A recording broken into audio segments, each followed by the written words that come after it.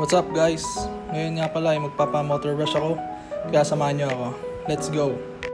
At ito na nga pala ang ating motor na Aerox version 2. Yan, start na muna natin yan guys. Kita nyo, wala na rin siyang gas, so magpapa-full tank tayo mamaya. At ito, pupunta na nga pala ako sa car wash.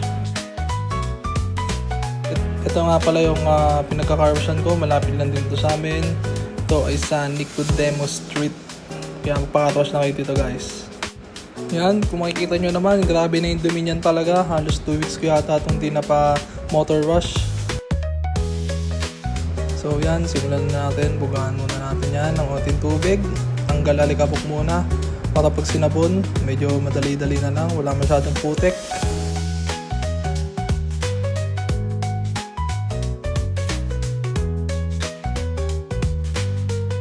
At ayan, pinasok ko na nga rin pala yung motor ko dito sa loob kasi medyo mainit. Tapos yan, paliguan na natin ng napakalupit na sabon. Sabunin natin yan guys, para mawala lahat ng mga alikabok. So yan, sabay kuskus lang. Tamang kuskus lang guys.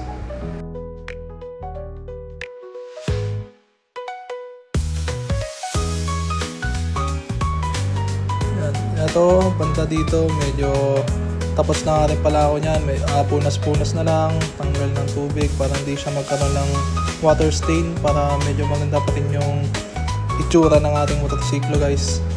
Ito nga, gumagamit din pala ako nitong pang spray na to para manatiling maganda ang ating motorsiklo.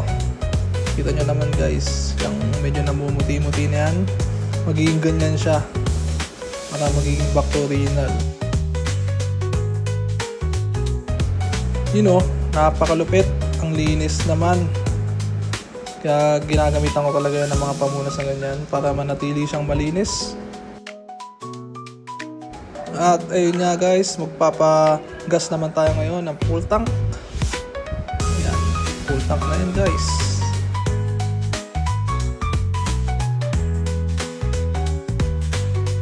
At ito, pauwi na rin tayo.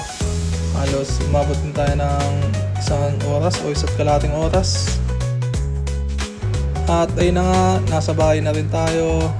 Kapatay na rin natin itong motor para mapahinga dahil bukas ay may pasok pa. Ayan guys, quick montage lang sa nilinis kong motor. Sa susunod ulit guys, peace out!